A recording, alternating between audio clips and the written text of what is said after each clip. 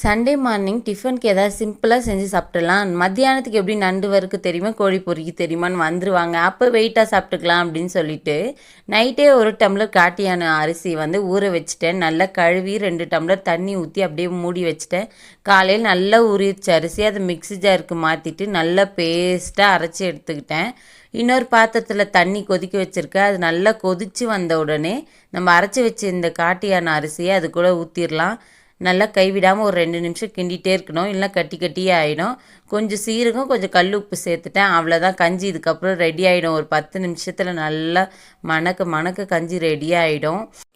அடிக்கிற வெயிலுக்கு காலையில் டீ காஃபிலாம் கட் பண்ணிவிட்டு இந்த மாதிரி கஞ்சி வகைங்கள்லாம் முடிஞ்ச வரைக்கும் குடிக்க பாருங்கள். உடம்புக்கு நீர் சத்தாக கொடுத்துட்டே இருக்கிறது ரொம்பவே நல்லது. கஞ்சி ரெடி ஆகிருச்சு. இது கூட வச்சு சாப்பிட தேங்காய் துவையல் தான் பண்ணிக்கிட்டு இருந்தேன். ஒரு சின்ன நெல்லிக்காய் அளவு புளி, ஒரு கொத்து கருவேப்பிலை, 4 துண்டு தேங்காய், 4 காஞ்ச மிளகாய் சேர்த்துட்டு 2 பல் பூண்டு சேர்த்துட்டேன். கொஞ்சம் கல் உப்பு சேர்த்து நல்லா கொஞ்சம் கொரகொரப்பாக அரைச்சி எடுத்துக்கிறேன்.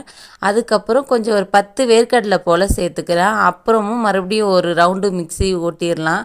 அவ்வளோதாங்க, துவையல் ரெடி ஆயிடுச்சு. இந்த துவையல் தாளிக்கெல்லாம் தேவையில்லை. பசங்களுக்கு இந்த கஞ்சியும் துவையல் வச்சு சாப்பிட ரொம்பவே பிடிச்சிருந்தது. இனிமேல் இட்லி தோசையே வேண்டாம் மம்மி, கஞ்சியே செஞ்சு கொடுத்துருங்கன்ட்டாங்க. அவ்வளோதான்.